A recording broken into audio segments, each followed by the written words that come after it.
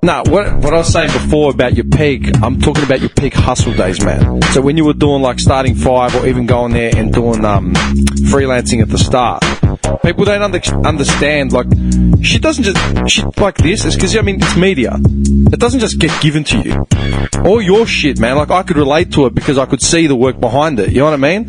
I mean, you think about like your website and shit, that had to get built and the content had to get updated. How much time were you spending on a laptop? All day. Literally, all fucking day. Then you go and work. I used to go to just to get out of the house. I used to go to a cafe, take my laptop there, get my coffee, sit there for 2 hours, whatever it is, do as much work, just to get out of the house, man, because I didn't want to be in my room all day, you know what I mean, just writing on. So, do that, you know, go to the gym, like, after that, come back, stay at the house, do another hour or so, get ready, shower, go to a game. You know, and do whatever you got to do. Then after the game, it got to the point where after a couple of years, I had to switch off after a game. I couldn't come back and still... Yeah, just write about it. Not even just write. I couldn't even come back and watch games. Like, I was like, this is too much. I need to, like, disconnect. How many hours do you reckon you'll do on a day monitoring games? A lot. Monitoring games, not so much as in... Because I would go to a game, right? And then in the morning, I'd wake up, NBA League Pass, watch another game. Yeah. In the beginning, I was watching a game after the game. And that's when I was like, I can't do it. But also because you find your niche, right? So my niche was, I was reporting on the Australian guys for ESPN. That was my thing. That's what they needed me to do. So I don't need to be watching Indiana versus Washington on a Tuesday night. Like, I really don't give a fuck, you know? So that's why I started, like, cutting that. I was doing Australian guys for ESPN, Greek guys for Nels Cosmos, and starting 5 was general. But I could also, just because I was deciding what content goes on there, I could be like, all right, I want to do a feature on him or him or him, and I could select what I wanted to do. I didn't need to cover. Was there a theme to, like, the shit that you chose to do, like, say, on starting 5? Just whatever I would want to see, I guess. What sort of draws you, like, to the content? Like, as in the NBA can present to you? What's the sort of things that attract you?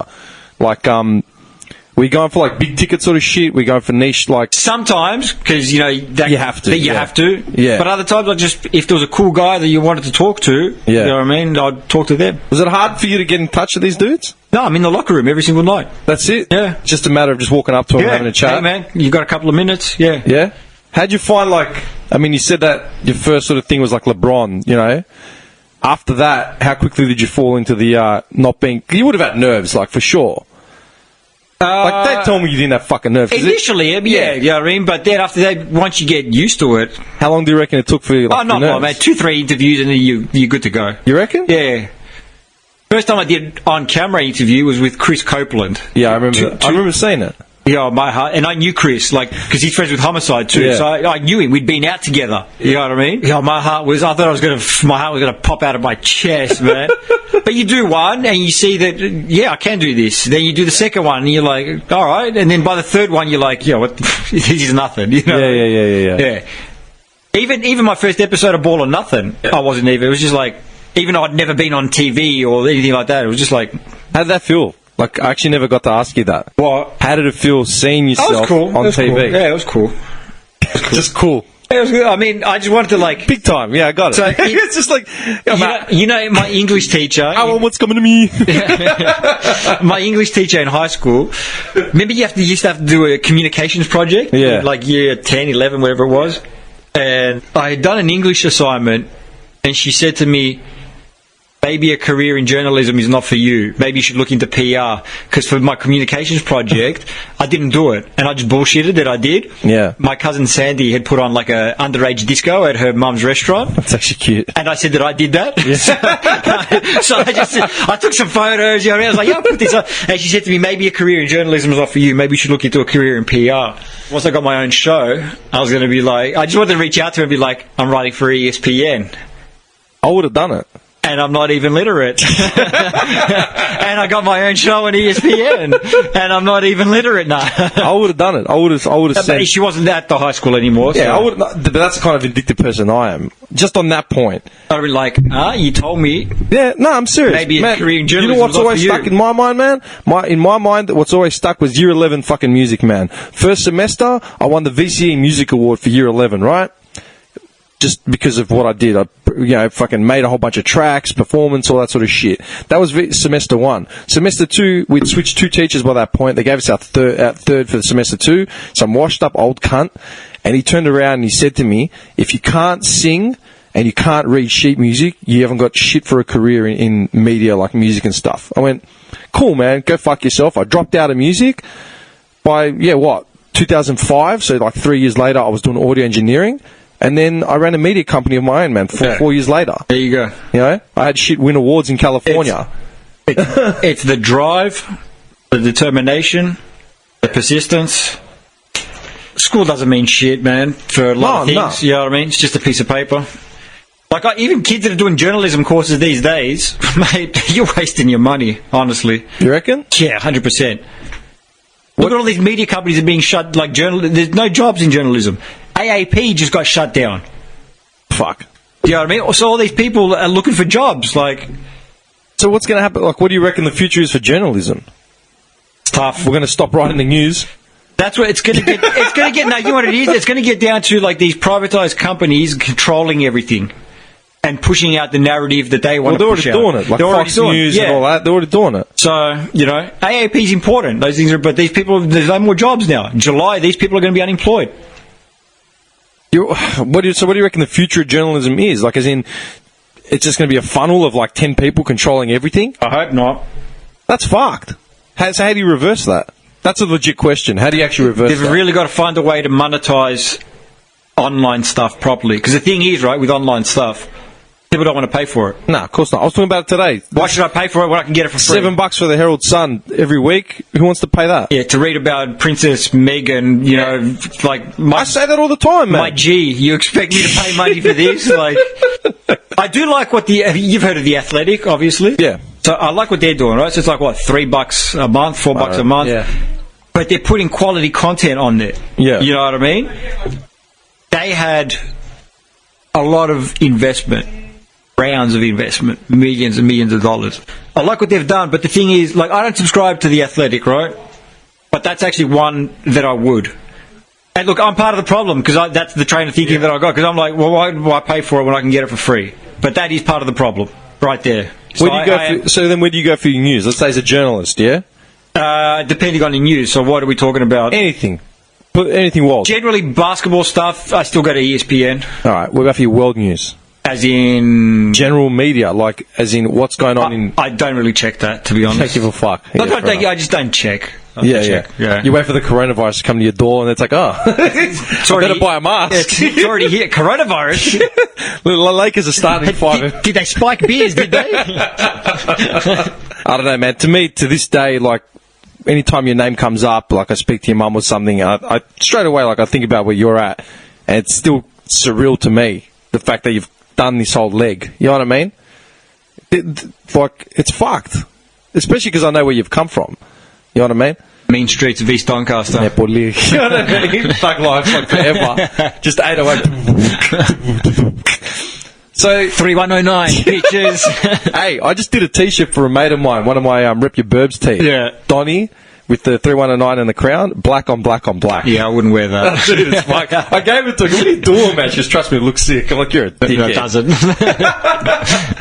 Alright, so then what's your step from here as far as journalism goes? Oh, there's no more journalism. I'm done with that. You reckon? I'm retired from journalism. 100%? Yeah. More, I want to do video production. Yeah. Stuff if I can get a presenting gig. So I'm no longer with ESPN, just for everyone out there. I'm no longer with ESPN. No more journalism. That's a wrap. Even my last year, I didn't enjoy it. I don't like writing. Once I got a taste of the on camera and behind producing features, it's that's what I want to do. Fair enough. That's weird. That's sort of I went the other way, man. When I was doing media and stuff, I was always behind the boards doing production, writing, all that shit. Right. And producing films and shit, and now it's sort of like I'd rather be doing the opposite of that. Yeah. I'd rather be in front. Yeah. You know, I don't know. It's a weird thing. So what are you going to do? No idea, mate. I don't. No idea. Are you going to look for? Are you still looking in Australia? Are you going to look to base yourself in Australia, or are you going to get the fuck out? Hopefully back in New York, but yeah. But who knows? You want to do it in still like sports, like That would be the priority, but I'm not limiting myself to that. If there's something cool opening up outside of that, yeah, I'm down. I'm down. That's crazy, man. Because like the last literally 10 years, you've lived and breathed journalism. Not just that, but I've lived and breathed NBA. Yeah. So what's actually put you off behind the writing element of it? I just didn't enjoy it, man, anymore. What changed? It was over the last 3 years. Like, it's just like you got to go through all that fucking work, man. Like, well, it's work. Yeah, I know, but like you got to interview a guy for, like, let's say you do even just a 5-minute interview, right? All right. You got to transcribe that. Then it's, you know what I mean. It was just, I didn't enjoy it. It was just like I'd rather create visual stuff. You know how much work is involved in creating visuals? I do, because I've done it. Exactly. Yeah, but it's still work. So it wasn't. Yeah, no, it wasn't so much the work. It was just I didn't enjoy that whole transcribing and writing and searching for the new angle, like the stories that have already. Like, I feel like we can do so much more with video. Yeah, we can tell better stories. You know. Yeah, for sure. Well, like, I always wanted to be a writer, like, my entire life when I was a kid. I used to write books when I was in fucking grade 3, man, and like just even younger than that, man. Stupid books that had cats and dogs and malachias with pictures that illustrate them. Up until I was like 10, I was literally telling anyone that, you know, you used to be a kid and you go to like the house parties and stuff. It's like, don't name it cigrafeas. I knew the word cigrafeas when I was a kid.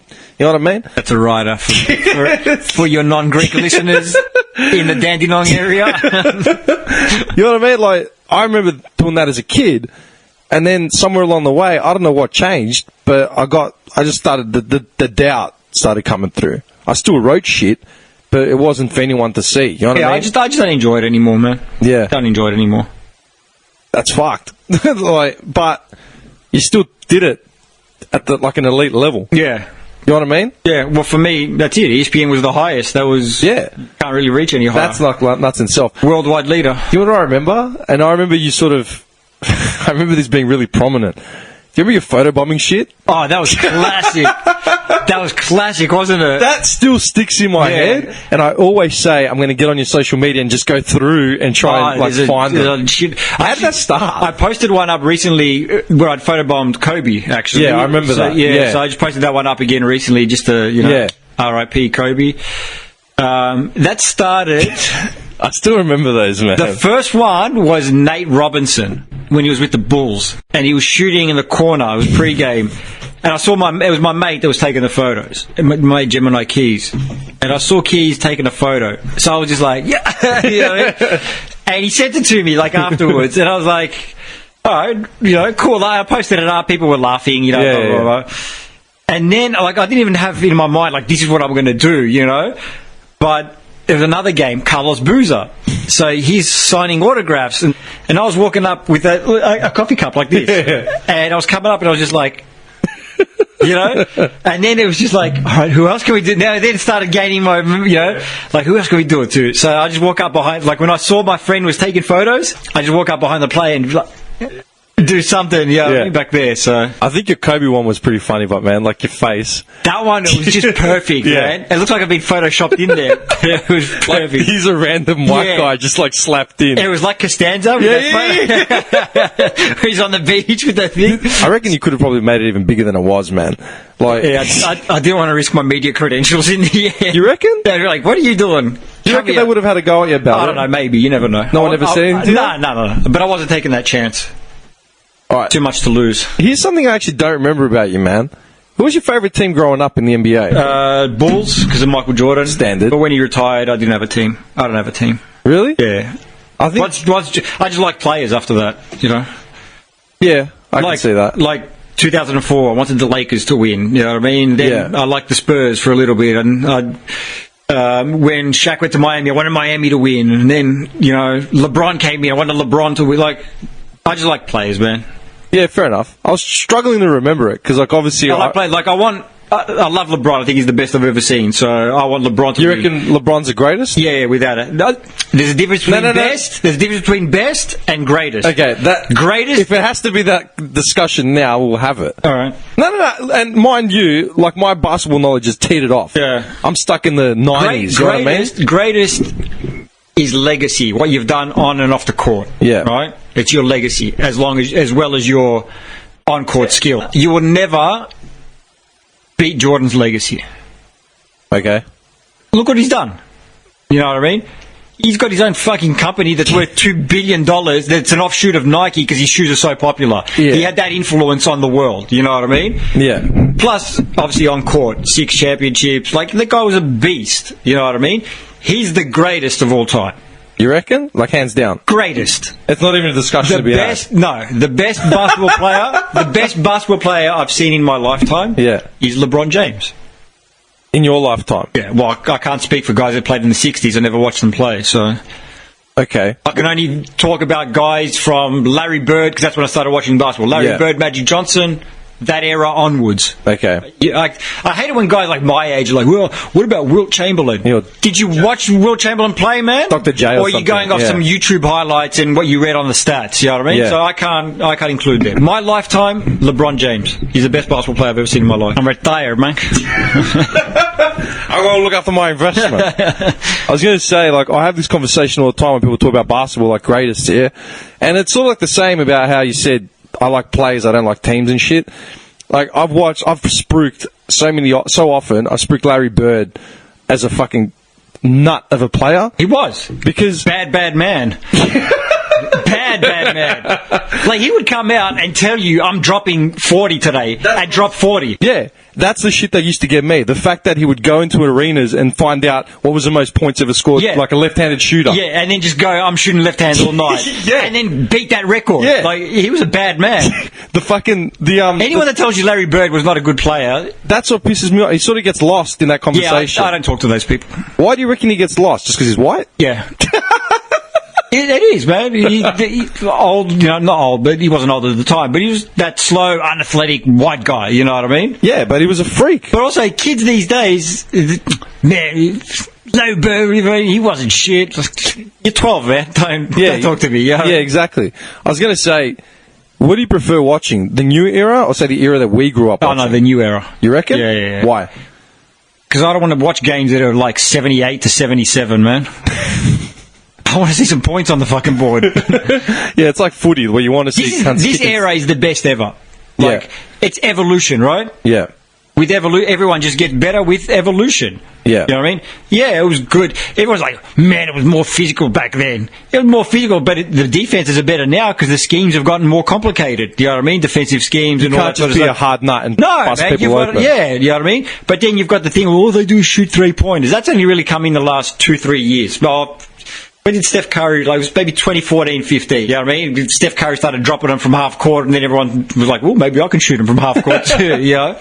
But so that's just, you know what that is? That's the evolution of the game. I was going to say, that's an evolution of the times, man. I mean, have you seen the old videos of like the 60s and 70s and the 50s when they're fucking doing buckets from like half court? Yeah. It looks like the most uncoordinated dribbling and crossover. Yeah, that's what I'm saying. Like, but how can you tell me a guy from then, you know, he can play in the modern era? Like, he can't, you know? Well, that's when you see freaks like LeBron. That's why it's like, you should just judge players.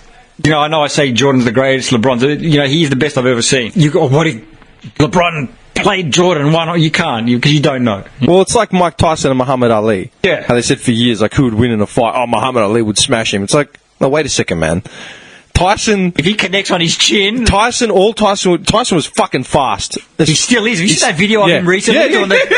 Yeah, man. Right. Dude, I was watching Tyson... Dude, I had my mate's kid's first birthday yesterday, and I was sitting in my studio watching Tyson clips. I was going to do work. I said, nah, fuck this. I was watching Tyson's... Bad motherfucker. Yeah.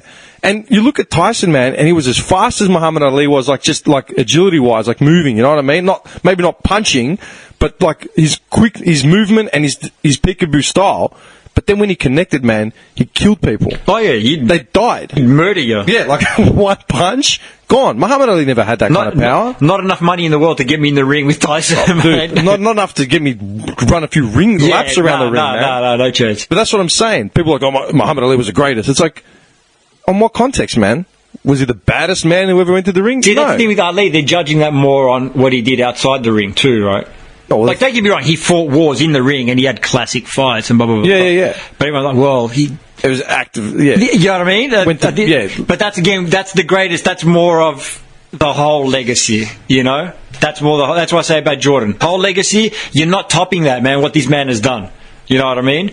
But as far as basketball skill, LeBron James is the most skilled basketball player I've ever seen in my life. The best basketball player in my life. That's the thing. Like, what Jordan did was, like, revolutionizing that next sort of tier, like the franchise and the commercial aspect of it. He introduced all that. Yeah. You know? He was the first dude. Like, LeBron can't do that because it's already been done. Dude, if you had to pick an AFL player, right? Like, we're not comparing codes of what's better, but I'm saying, if you had to pick an AFL player of who sort of changed the game in that sense, who would you name? Oh, I don't watch AFL closely enough to know. Okay. Yeah. Straight away, what I say, right, is, because, like, obviously you get, like, a lot of Essendon supporters floating around, right? They don't know football. But they start talking about Hurd being, like, the greatest player, la, la, la. And I say, dude, whatever legacy he had, he ruined it with this whole SADA shit, right? The drug thing, yeah? And then they start talking about his, like, what he did and how he changed the game. I go, he didn't change shit. He was a good player. But you ask me, Koutafidis was the fucking first player that did it. Why? He was bankable. He was marketable. He got fined because of his fucking sneakers. He had Adidas white fucking runners. He was the first cunt to do it. You know what I mean? They had to sign a separate contract for him the way Jordan did with his shoes. You know what I mean? He introduced that running game. He introduced that athletic-based, muscular physique, changed the running game, the tackling. Like, it was less about kicking the ball, but more about running and being like an athlete as opposed to just a fucking fat fuck full forward that just sat there and punted goals like Jason Dunstall or something. You know what I mean? That revolutionized it, 95, 96. And people don't know what to say. They're just like, you know. I don't know. That's why I say with, like, LeBron, I haven't watched his career like the way I watch, say, Jordan's or Pippin's or whatever. But when you get a guy that big, runs the ball like the way he does, the way he handles, the way he shoots, it's like, what, are you fucked? Like, yeah, I love when people say, oh, he could never have played in Jordan's era, it was too physical. My G, he's 6'8", 260 pounds. Like, I'm pretty sure he can handle Bill fucking Lane Beer. You know what I mean? That's what I'm saying, man. Bill Lane Beer. Like just based on that, and it blows my mind when people still bring up that argument and, like, all that shit.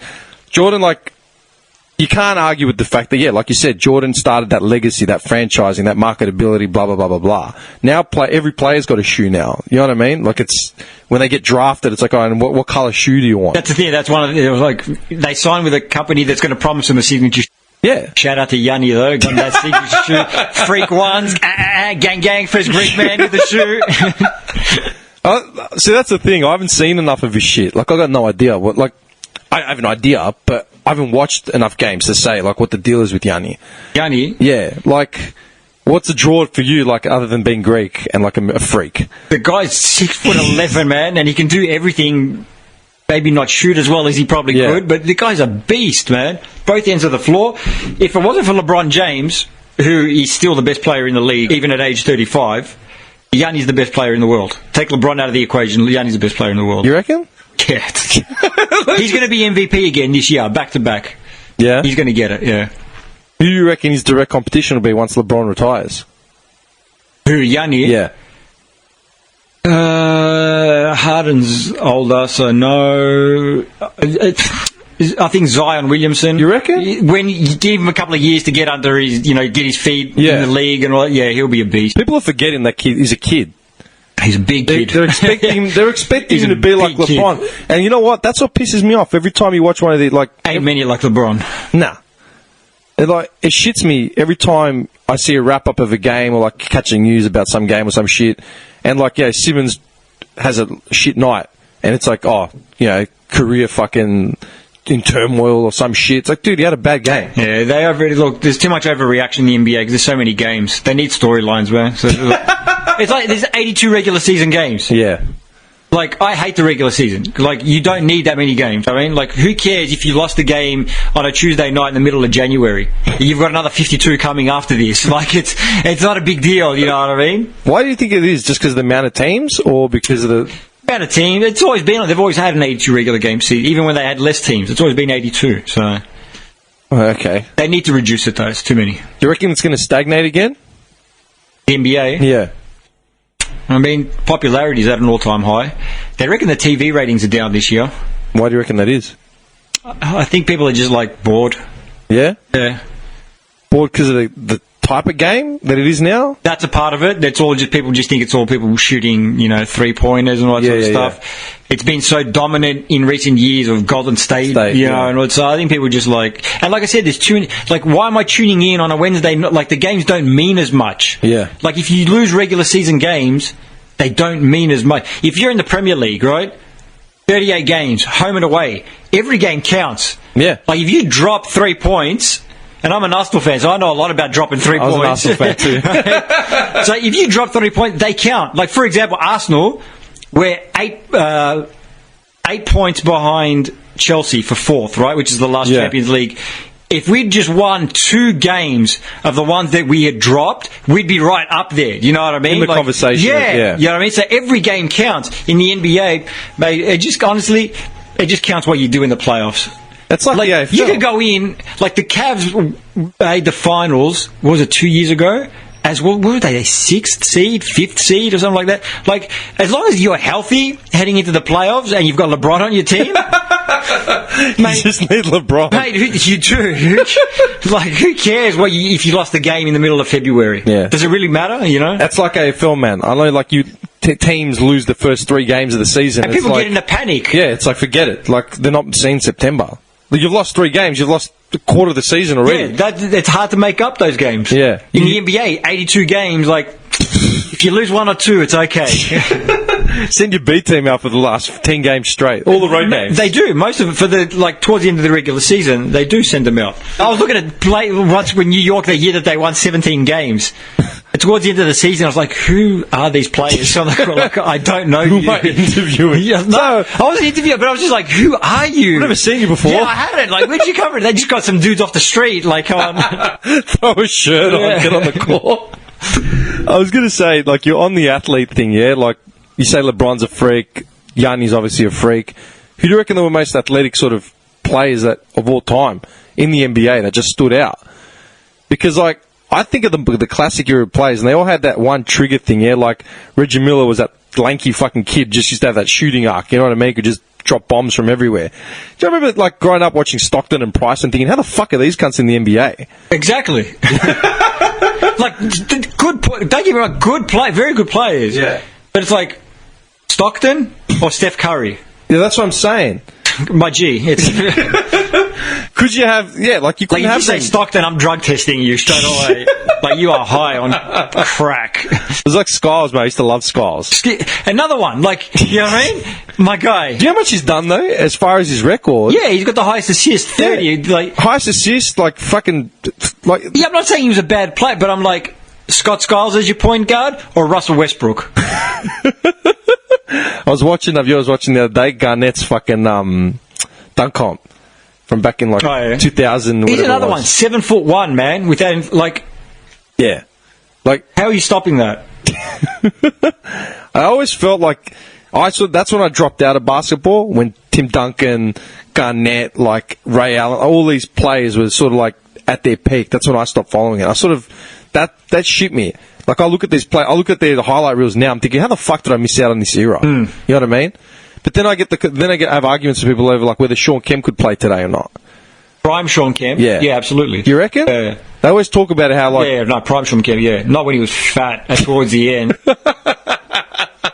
he hit about 380 pounds. Just Google it, Sean Kemp Orlando, see how fat he was. Are you serious? Yeah, just put in Sean Kemp fat. What are you doing fucking finding these in your free time or some shit? Everyone knows how fat he was, man. I know, but like, the fact that the YouTube video actually exists of just Google it, go to Google Images. Wait, hang on, there's got to be a video. Yeah, there's got to be a video. Here we go. Sean Kemp fat. When was he his fattest? No, Orlando. Orlando. Look at that. Holy shit. Look at the Bulls one. Is that Sean Kemp? I didn't even know. Yeah, it's got to be Sean. I just remember him in Orlando being huge. See? When did he play at the Bulls? Nah, that's not him. Nah, that's not him. Because he was at the Cavs. Well, I don't think he was at the Bulls. He's fucking big. That's Sean Kemp. Like, he was always that, like, fucking, like, physical dude. Yeah, like, he used to fuck us up. Prime Sean Kemp. Yeah, not fat Sean Kemp. Why are you such a malaka? You're right off one like the greats from like the classic era as a fucking malaka. No, I told you can play in this era, but not fat version of him. I was going to say, one thing that we've always actually argued about was hip-hop, right? And I always remember, it was one of the last times before you went back to New York, like you'd come here, met up with you at Chapel, and you gave me a fucking 2 Chainz CD. 2 Chainz! You were on 2 Chainz like just as he was coming in and became big. I was on 2 Chainz when he was still called Titty Boy. Yeah, I remember him as Titty Boy. Yeah. I sort of think you jumped the gun on that one, man. That cunt's disappeared. Yeah, he had his time. He had his time. Only reason why I'm bringing that up is because Eminem mentioned him in his last. Did you listen to music to? Not in 2020, mate. No. You reckon? Eminem, please. Good. He hasn't been relevant in a while. It's really fucking weird. I can't listen to his music. Even his old song, I can't listen to Marshall Mathers. And Are you serious? Yeah, man. It hasn't dated well. For you? For a lot of people. I reckon that's the thing, man. Like, I can't listen to I listened to the last one and Kamikaze. The 2 before that, Marshall Mathers LP2 and Revival, I didn't listen to. Basura, straight Basura. Yeah, I didn't bother. And then for me, like, I've got the Slim Shady LP on my arm, but like it teetered out after like Encore, right? Like that whole relapse recovery shit. It was just too commercial, whatever. Like, started changing. I don't like the fact that he went from the anti-hero to being like a figure in pop culture now. Like every cunt. He's on the Eminem bandwagon and being embraced everywhere. You know what I mean? And that fast and the chopper flow shit. I grew up listening to Twister and Bone Thugs. You know what I mean? Now he's doing it and it's a gimmick and every cunt's like, oh, it's so quick. Look, Eminem, you could always tell his music was never going to age well. Can he rap? Yeah, fucking oath that he could rap. But it was always, like, I'm 38, man. I can't listen to a grown man going, skibbity-doo-da, da-da, da-da, you know what I mean? Like... Only reason I brought it up, because he was talking about 2 Chainz, and he's like, people criticise Eminem because he hasn't hit his numbers that he did, like, in his heyday. Yeah, no one's going to hit those numbers anymore, though. Yeah, but people overlook people like 2 Chainz, who's been around in the game for as long as Eminem has. And he's still been consistent, but he hasn't hit those numbers. But why aren't people bringing that up? You know what I mean?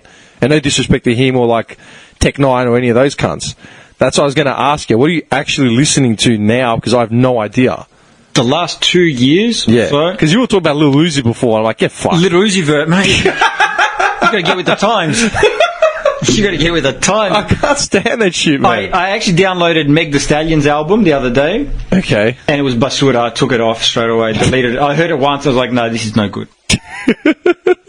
He's terrible. The last 2 years, man, I've actually been listening to more UK. Really? Yeah. Well, like Bugsy Malone and fucking... No, I mean, I like... do you know Dave? Yeah. I think he's an incredible artist. He's actually my favourite artist since Jay-Z. Dave is fucking incredibly talented. Like, Gigs, I just love that roadman rap, you know what I mean? Yeah. I love Gigs. I like Stormzy too. I think his new album was a little bit too commercial, but I enjoyed it. Who else? Jay Huss as well. So you're actually deep into that shit. Yeah, I love it. It falls in line with you liking chicks from the UK. I like chicks from everywhere, my friend. No, you can't take my lie, because I've been saying that for years. Skepta, right? Yeah, Skepta as well. I listen to a lot. I listen to everything, man. I listen to Dancehall, Vibes Cartel. What's that girl's name? Oh, fuck, I got the album on my... I actually didn't know that. Coffee. Have you heard Rapture by Coffee? No. She's fucking brilliant. Yeah? If you like reggae, yeah. I listen to a lot of, the Latino music. Yeah. J Balvin, Daddy Yankee. I can't stand Daddy Yankee, man, because he's too commercial. I like J Balvin better, but, Bad Bunny's the shit. Yeah, Bad Bunny's cool. Yeah, Bad Bunny's cool. Bad Bunny and J Balvin are my two favourite. So, yeah. I meant to say Bad Bunny, not Daddy Yankee. J Balvin and Bad Bunny. Bad Bunny's up there. They're my two favourites. I was smashing that. What was that fucking song? The one that, like, his one single that, like, smashed everything. The one with Drake. No. What was it called? Hang on. I've got on my fucking Hang on. Where is it? I haven't heard his new album. It's meant to be good. People keep telling me it's good. But I got no idea. I was going to say to you, that's actually something I never actually got out of you. I know Jay-Z's like your greatest of all time. Yeah. That's like a no. Oh, he just looks up. Yeah. Yeah, see, I can't. Like, I don't know. Man, I listen to a lot of dancehall, man. I've been listening to a lot of dancehall recently. Vibes Cartel, Popcorn. Who else? Mavado's like. So you stopped listening to like. You used to be all about hip hop, like that was it. I still am, I think, but it's not. There's nothing that really excites me. Really? Yeah, nothing really excites me. There was a young kid, man, one of the new generation that I listened to his album. I was like, fuck, this is pretty good. I can't remember what it is now. So that's bad. That's bad when you download. No, because I actually download a lot of music and I listen to a lot of shit. Yeah, so do I. Forgot. Man, dude, I showed someone the other day like what my playlist looks like. And I was showing him. I'm like, yeah, here's like a metal track. Here's some jazz numbers from like the 60s. Pop Smoke. Oh, Pop Smoke. Yeah. Fair enough. I liked his album. I haven't heard the album. R.I.P. Yeah, another one. Yeah, we were talking about it. We did You know actually who I didn't listen to until after he died? XXX Tentacion. I first read about him the day he died. Yeah. I was on the train coming into the city. And I'd heard about him before, but I never listened, right? Yeah. And then when he died, I was like, let me listen to his album. No, I was driving up to Bristol to film the show with my co-host. Yeah. And he was listening to it in the car. I go, yeah, the fuck's this? He goes, XXX. I was like, oh, shit, okay. He was pretty talented, man. It was just a real eclectic. Yeah, went from rock to fucking hip-hop to, this and that, whatever. So I downloaded the album. I was like, this is not too bad. Some of that lo-fi shit was alright. I downloaded his new. They released an album recently. I've only had time to listen to a couple of tracks. One of them was actually with Mavado and Tory Lanez. Yeah. Do you like Tory Lanez? I don't mind him. He's alright, man. Yeah, I actually like his shit. Yeah, I don't mind him. It's like classic R&B, but not like... Yeah, you know what I mean? Yeah. Plus it's got that yardie sort of... Yeah. I was going to say, did you listen to fucking Nipsey Hussle's album at all? Yes, very good. Victory Lap is... You reckon? Yeah, I like it. Where you going? Water. You could just ask you, man. I'll reach across and grab it. You're the one talking, so... Alright, relax. I don't do this, man. What do you mean you don't do it? It's just water. Are you for real? You're actually picking water. Yeah. It's just water. It's all from the same fucking warehouse. I normally just drink Fiji water, but... Alright, so I've got to bring in like a slab of Fiji just sitting here. Just for me. I was going to you want to talk about legacy, and that was something that came up. I can't remember, what's his name? That whack fucking 100, where his name is? Tekashi 6ix9ine. No. His actual name was, Whack 100 came out and said that Nipsey Hussle's legacy is not the greatest of all time. Like they're talking about, he's like this, Tupac of this generation. Yeah? And Whack 100 came out and he said, how many world tours did Nipsey Hussle do? None. How many nationwide tours did he do? None. How many major releases? One. How can you say his legacy is going to be revered forever? You know what I mean? It will be. I'm just saying. But look, dude, for the record, every generation. For the record, I love Victory Lap. Yeah, man. I reckon it was brilliant, fucking brilliant. Every generation, like me, I think Jay-Z is the greatest of all time, right? Okay. The generation after me probably thinks Lil Wayne is, right? The generation after that probably thinks Drake. The new kid, Drake's not a rapper.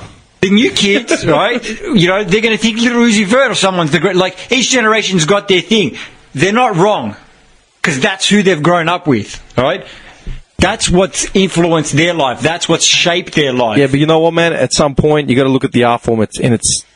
I get it. You know what I mean? But if some kid that's 16 or 17 and XXX Tentacion is the one that spoke to him, he's going to think that's who.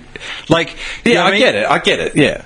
Like for me, I didn't live the lifestyle that Jay-Z lived growing up, but I could relate to his music. You know what I mean? Yeah. And I appreciated it as a writer for the way he conveyed and said things. Yeah. You know what I mean? These days they ain't rapping, man. We know that. So no, they're not. They're relating to this music in a different way. You know? The message is gone, like, from what it was, man. And that's the thing, like, Someone said rappers went from being the hustler and selling the drugs to being the users these days. Yeah, because everyone's fucked. They're fried. Everyone's on drink, man. Everyone's fried. I actually thought about that, man. Like, I like Paul Wall shit, yeah? And you've always liked Paul Wall. Paul Wall's a gun, man. Dude, I don't care. Like, he doesn't come... If you watch his interviews, he's humble as fuck. Right. He's, like, from the South, man. He's just humble as shit. He's a gentleman. And his shit, he doesn't claim to be, like, the best rapper ever, but it's relatable, man. The way he flows just sounds casual and shit. The way we talk, from where I grew up, it's lax, you know what I mean? You can just hear his fucking accent just breaking through, and he's just chill with it, you know what I mean? But when he sounds focused and he's actually laying his facts out, he smashes it, man. If I gave you a bootleg of like 10 top tracks, you'd actually see it and go, fuck, man, like that's actual hip-hop. Like, you know what I mean? He's conveying the message like you just said. You relate it to Jay-Z's writing. But that's the thing, man. Like, who's, like, all these cunts, man, Lil Pump and fucking all these little cunts that are coming up, even the mumble cunts, man, like Migos and stuff, I don't get it, man. Pop Smoke, man, like, I like a few of the tracks, but it just gets lost. Yeah, like, I wouldn't, like... I like the album, but it's not something I can listen to start to finish. That's what I'm saying. Like, you want to skip it, you just go to the track. They just sound too similar, man. Like, you hit them up, it's the same beats. I mean, at one point, all the music was like...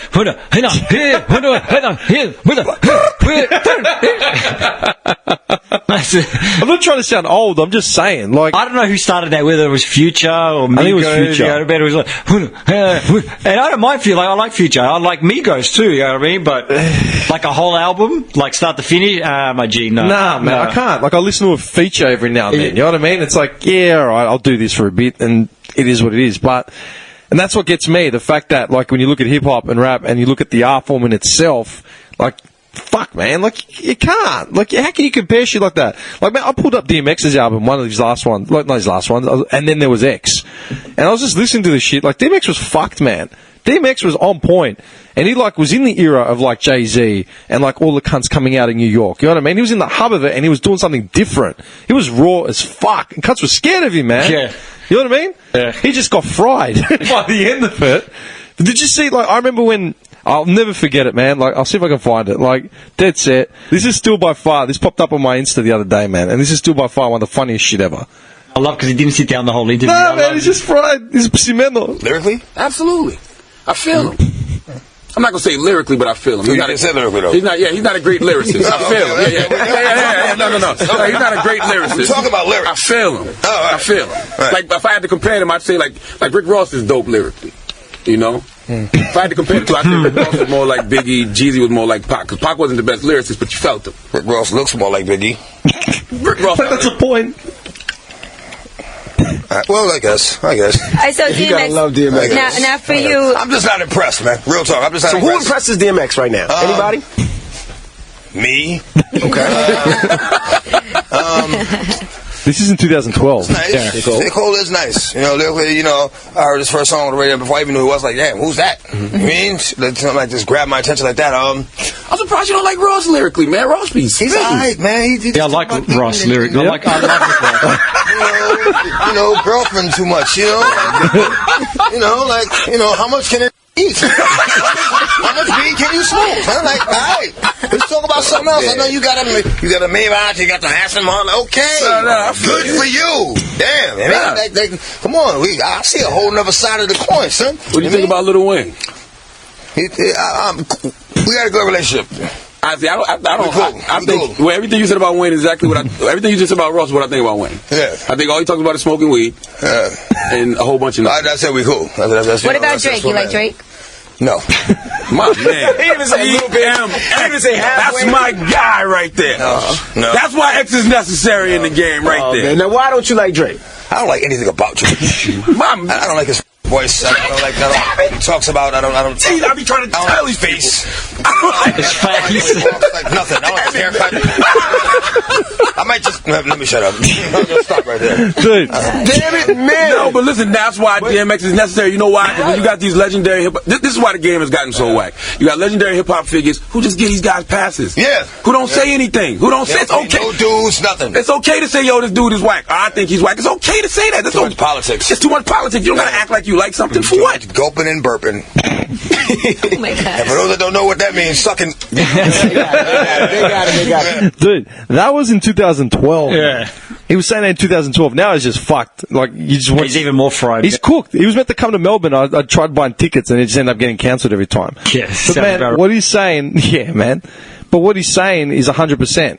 Like, I can't just get into this shit just because it's out. Does that make sense? Yeah, I'm the same way, but, you know. And I'm not into, like, falling into the old shit like KRS-One or Rakim or whatever, saying, oh, this is the only real hip-hop, blah, blah, blah, blah, blah. But I can't pretend like the shit that's coming out now is anywhere on the same level. I can't remember who it was. I downloaded their album because everyone was talking about it. Like that, you know. I know who. Probably Lupe. No. Because I remember you said the best quote once, man. We're talking about new releases, and you said something like, Lupe Fiasco is going to get 5 mics because he's Lupe. Yeah. That's it. And that triggered something in me, man, because every time, this was back in like 2008, I still remember this, man. I was going away, I was going overseas to Southeast Asia, and this gone away that we were holding, there's a predominant crowd of like these wannabe ghetto heads from like Brighton, like out that Bayside, you know what I mean? Like, not from fucking anything, they were just all into hip-hop all of a sudden, you know what I mean? And they were all talking about Lupe's album. And I'd never heard of this shit. I heard like 2 tracks, and they were talking about like they were fucking hip hop, like, you know, historians, and they're like talking about Lupe. I'm like, are you fucking serious? Why? Because it was Lupe Fiasco. Yeah. You kind of loved it. Where is he now? I downloaded an album by Sheck Wes. Oh yeah, I remember Sheck Wes because he, like last year in New York, you couldn't go anywhere without hearing that song, that Mo Bamba, right? You couldn't go anywhere. That was huge. And everyone was talking about Sheck Wes. So I downloaded this out. Now, let me just preface this by saying I don't mind that track, right? Like if you're out in a club and you know what I mean, it goes off. But a whole album, I felt retarded after listening to that, man. Like, dude, I'll never forget. It killed brain cells. I deleted it. I was like, this is no good. I sent you a track by this guy, Montana of 300 out of Chicago. And he was just straight bars, like straight battle rap fucking bar thing. And you said, what is this struggle rap shit, man? Struggle rap, yeah. Yeah, that's what you said. You said it's struggle rap. And I started laughing. And I said, oh, what the fuck are you listening to? So you sent me that Sheck Wes track. I heard about 50 seconds. And I just remember messaging him like, what is this shit? And you're like, your words were, my guy, this is number 1 in America right now. Couldn't go anywhere in New York without hearing that. Where is he? Mo Bamba. Sheck Wes. He's got a new album coming out soon. I'm like his A&R now. New album coming out. Exclusive. May 25th. Drop a bomb on him. Sheck Wes. Seriously, he never blew up here. As in, like, we heard about him, but he lasted for about a minute. Yeah. Is he still any form of relevant? Yeah, I mean, that was only last year. So, like I said, he's got a new album coming out. He's on some show the other day that I was watching. We'll see when the second album comes out, man. You know what killed me was when Soulja Boy was on Hot 97. Oh, no, The Breakfast Club, sorry. And it was doing a full fucking interview. And the one where he loses his shit? Yeah. About Drake. That interview, man, that actually changed my perspective on Soulja Boy. Because, like, we obviously knew him from when he blew up. Yeah, like, I was... Soulja Boy, oh, watch me crank it, watch me... Oh. That track goes off, man. Superman! Watch me do. Dude, that track still goes off. If I hear it in a club, I'll lose my shit. Alright? But, obviously, like, I was about 23 when he blew up. So he was like 16, 17 and like blowing up. And he was the first of the viral rappers on the net. Yeah, he did it. He set the blueprint up, man. And he produced that track on his own with like free software. And I still remember in that interview, man, he's saying how he's the one that created the fucking blueprint. How can you not give him credit? Yeah. Whether you want to disrespect him. Yeah, no, I was actually thinking about that the other day, actually. That's what I'm saying. Even to that point, like he's made that effect. And now they're talking about, you know, all the cunts that are coming out now saying they're like, how can you compare, like, say, Nipsey Hussle's lyrics to the dudes coming out, like Uzi and fucking all them? How can you compare it? No, they're two different types of thing. Two different types of artists. How can they even be in the same conversation? Is what I'm saying. Why are they even in the same conversation? He just shrugs. I'm just saying. Anyway, we're going to have to wrap this up. My manager's telling you, you're going to have to wrap this up. I do need to go to the toilet as well. I was just going to say, I need to eat, man. My manager's telling you, yo, wrap it up, B. Wrap it up, B. Dude, Malaka, the last time I heard you say that, we were at the christening. We're sitting there. I think who was getting christened? Someone in your family, man. And goddamn Greek priest taking too long. Their shit. Too long. Yeah, wrap it up, B. And you're like, this guy's got to wrap it up. We're in church and we're falling over each other. Alright, I just want to say thank you for fucking coming finally. Alright, as a point of context, like I said. It was your honour to have me here, man. It was... The honour was all yours. The honour was all yours. You're Malaka. I'm just saying thank you finally. Gang, gang. Alright. I'll tell you what, I'm going to bring you back in. We'll have a massive fucking argument over hip hop with a few other heads. Definitely. Because, fuck you, man. You're still... Hey, you want to have me back on and you're telling me fuck you? Fuck you. Hey, man, I'll bring you 2 bottles of Fiji water. Yeah, I need Fiji water. I need some organic, skinless, cooked chicken breast as well. Yeah, the rider in your trailer is going to be fucking the budget of this entire studio. All right, thanks a lot, Malaka. You want to take a leak? Down that way. Yeah. Anti-coronavirus. Hold up.